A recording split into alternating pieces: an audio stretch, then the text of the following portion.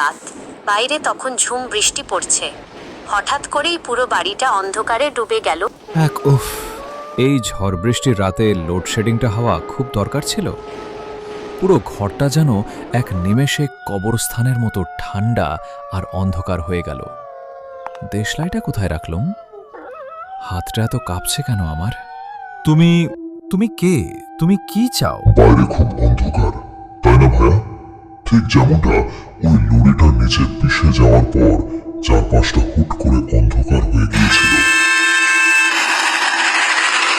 তুমি মোমবাতিটা জ্বালাতেই আমার খুব চেনা চেনা লাগলো। কিন্তু তুমি ওভাবে কাঁপছো কেন ভাইয়া? ভয় পেও না, একদম ভয় পেও না। আমি তোমাকে ভয় দেখাতে আসিনি।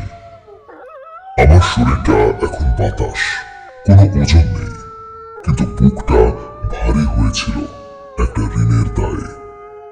সেদিন বিকেলে তোমার হাত থেকে ঘড়িটা জোর করে চেয়ে নেওয়ার সময় বলেছিলাম না, আজ রাতেই ফেরত দিয়ে যাব। 3 দিন পার হয়ে গেল, কথা রাখতে পারিনি। আমার বড্ড দেরি হয়ে গেল ভাইয়া। তুমি মোমবাতিটা উঁচিয়ে ধরার আগেই আমি তোমার খাটের উপর ঘড়িটা নামিয়ে রাখলাম। কাঁচটা ভেঙে গেছে, আমার শরীরের কিছুটা রক্ত লেগে আছে ওটায়। আলোটা আমার গায়ে লাগার আগেই আমাকে মিলিয়ে যেতে হবে।